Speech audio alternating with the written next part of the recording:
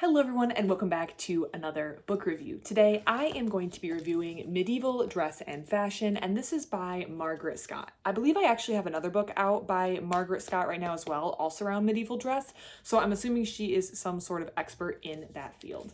This was a super fun book. It was full of examples of medieval art. It was an absolutely fantastic read, and if you do get this one, even though it is under 200 pages, give yourself plenty of time to look through all of the art because it's really worthwhile going between the text and the art and comparing both of them.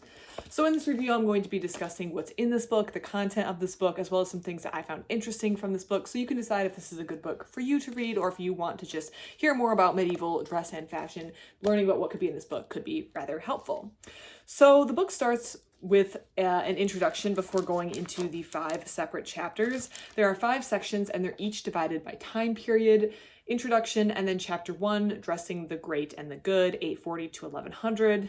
2, the start of fashion, 1100 to 1300. 3, fashion and formality, 1300 to 1400.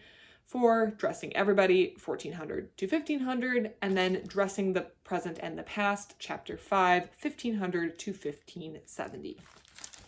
Margaret Scott begins the book by saying that the main aim of this book is to try to read medieval dress and recreate what people were wearing in the Middle Ages using primarily manuscripts. So the actual textiles that people wore usually have not survived through history to reach us today. There are some examples that we can see throughout the book, but primarily we are trying to glean information from texts, from the rather boring like registries and rolls of household maintenance, as well as these illustrations that we can kind of try to read. But there's a lot of problems in reading these that the book gets into, as examples where we see the text not lining up with the images, or the person who did the drawing or the painting or the illuminating didn't quite have a good grasp on how maybe things were going to actually work in the dress. So we're doing the best we can with what we have, and we're trying to recreate dress and fashion in the Middle Ages.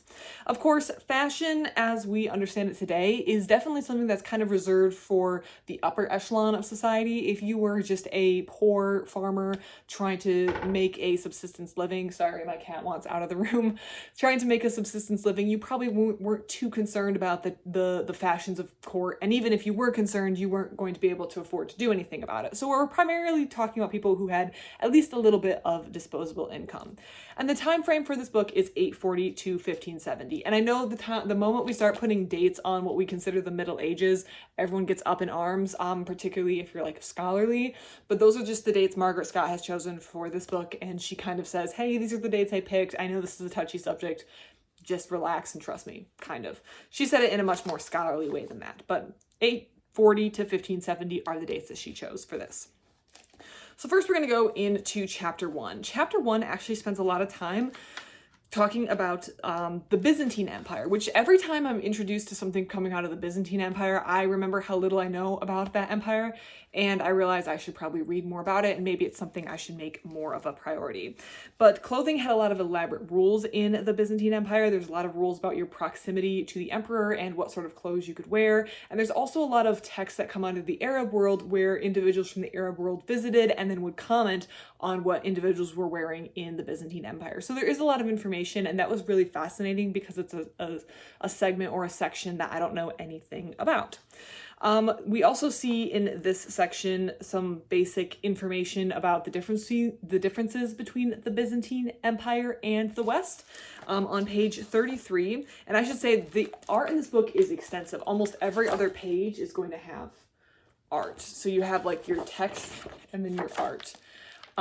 Page 33, the author goes into some differences between the Byzantine world and Western Europe, where she says, in some ways, the Byzantine world, despite the seeming inflexibility at its administrative and ritual core, and this is referencing the very strict rules about clothing in the presence of the emperor, back to the quote, was more open to novelty and change, at least in textiles and dress, than Western Europe seems to have been in the same period. Western Europe was shortly to start voicing growing outrage at changes in dress, which must have come at a considerable shock to a culture where basic clothing had remained very similar for centuries. The changes were happily adopted by the young among the great, but as we will see, the church was clear that they were definitely not good, and the clergy complaining is going to be a common feature in this book. And in this first chapter, Scott also takes the moment to introduce the idea or situations in which we know the text does not line up with what we know. And a lot of this comes from the Anglo-Saxon world, in which their documents may depict pictures like this one here, which don't line up with the text, where we know people were much more richly decorated than this. And she talks about the shift of when textile production becomes industrialized. It shifts from a woman-centered home project idea, what's the word I'm looking for, like work, to once it becomes industrialized, very male-centered. But that shift takes a long time to realize. So women have a hand in this throughout. And women are going to be cemented with the idea of fashion quite early on in history, as we are about to see. Now we're going to move into chapter 2, the start of fashion. And immediately the clergy are complaining. Literally paragraph 1, the clergy had more to complain about. So the clergy had a lot to complain about because people are starting to use fashion to do things, particularly women. And I feel like when the women start doing things, anything, the clergy is going to start complaining. It is what it is. And Margaret Scott is theorizing or talking about how women are going to use clothing to find a husband. That's one of her ideas.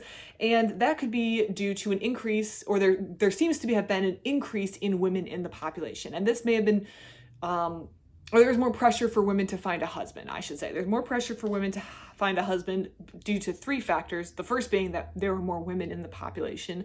And this, we're not sure why, but the theory is that there was a decrease in female infanticide, which is sadly something that happens. So potentially a decrease in female infanticide has led to more women being in the population. And then we're also removing men out of the population, with the church starting to strictly crack down on their celibacy laws, and the crusade, of course, killing off a wide swath of men, because war disproportionately is going to kill more men in a population.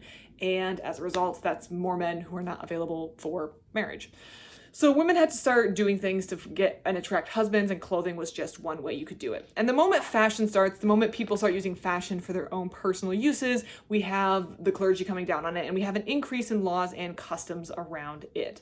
So fashion begins its association with women, and the time period for chapter 2 is 1100 to 1300. There was a couple interesting things from this chapter. The first being an offhanded comment on page 70 that says there's surprisingly little information on how pregnant women dressed in like maternity fashion. It does not surprise me that the men do not bother to record how women dress themselves when pregnant. It seems to be that when women get pregnant, men just kind of regard that whole thing as a woman's issue. So it does not surprise me that women were not recorded in that state. And also I wonder, I don't know, this could just be me speculating, I don't know how much, at least the women who could afford to engage in fashion, so the upper levels of society, how much of those women, was there any like seclusion that women engaged in when they were pregnant? I'm not sure, but that, I wonder, could lead to something like that. And there's a good picture in here showing seasonal dress. It's on page 71. I just like this one. It looks pretty clear. So that was interesting. Chapter 3 is starting in the 1300s, and this is called Fashion and Formality, and this is where we really get the start of fashion. So the very first sentence in this chapter is the 14th century is often said to be the starting point of fashion. So fashion has now both been associated primarily with women, although men engaging in fashion seems to be something that the clergy also love to hammer on. So clergy and laws, but the 14th century is now the starting point of fashion. So fashion is starting to come into I should show some more of the art in these reviews, into play. And with an increase in fashion, there's an increase in sumptuary laws, which are laws regulating who can wear what. And in some instances, it was like, you have to be at this level of society to wear these clothes. At the other instance, I guess some people maybe more enterprising or entrepreneurial were like, hey, if you want to wear something that you're not allowed to wear, you have to pay a fee. I know like some schools may have pay $1 to wear, or $2 to wear jeans on a day, or not allowed to wear jeans or something like that as a fundraiser. So I feel like society in some more enterprising cities were like, hey, let's say women can't wear this color or this sort of style, but maybe we'll let them register a tax, and then they can just pay a fee and wear it, and then it's kind of, that's their way of getting some money. So some people were thinking. This time period and this increase in fashion follows the Black Death. I feel like a lot of stuff comes back to the Black Death, because with the Black Death, there were a lot of winners in society. I mean, there's a lot of people who died, but a lot of people dying led to an increase in like everyone's overall status. And you have like really after, and this is separate from the book, but after the Black Death, I know there was like this attempt of the elites to hold on to power, but there was really no undoing it because such a large portion of the segment had died that people were able to wield more power. The survivors were able to wield more power, and this was a big turning point. So everything comes back to the Black Death, really. I had a professor in college who was obsessed with the Black Death. He was specifically a professor, I mean, he was a history professor, but I think he specialized in like German history, and he loved talking about the Black Death. The Black Death came up in all of his history classes. So this chapter was mostly about the increasing role that fashion played. So there was also there was a lot of things that women were doing that annoyed people. For example, they talk about women being banned from wearing false hair, so women wanting to alter their hair has been going on for a long time. Also, the role of head coverings have shifted, where people are starting to be a little bit more loosey-goosey. People being women, being more loosey with their covering their hair. And there is endless laws, endless laws, endless laws. And of course, this trickles down into all segments of society, which is where we get to chapter 4, called Dressing Everybody. 1400s to 1500s. So now fashion is trickling down. Of course, if you are absolutely dirt poor, you are not going to be able to afford to be able to take part in this, but more and more people are going to be able to do it. Unfortunately, they talk about many of the archives in some of these cities have been destroyed by World War II, which is just a good reminder of how much we did lose in World War II, both the cost in human life and suffering, but also like a lot of history was lost in some of these cities when the whole city was bombed. So World War II has had a massive toll, and we still see it today. But there was still an increase in trying to control what people wear. We see on page 145 in this chapter something that was banned twice. Let's see, the front V neckline was regarded in Italy as French and was banned in Florence in 1449, with women being instructed to dress in, quote, an honest manner. In 1449 and again in 1456, Florence banned horned headdresses in the style worn on the other side of the Alps. Well, they banned it in 1449, and they had to reban it in 1456. It tells me your first ban wasn't very effective. So maybe people are just going to choose to wear things as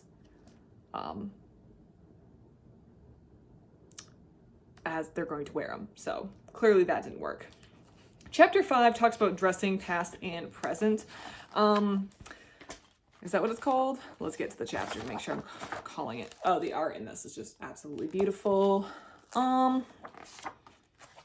Dressing the present and the past, 1500 to 1570. And a big thing that happens at this time is the illustrated manuscripts are on their way out because we now have movable printing. We have the printing press. We have a much easier way to create manuscripts, which is going to be an increase in like the available knowledge and the amount we can produce, but it's going to decrease these beautiful illustrations in which we're getting a lot of our information throughout this book.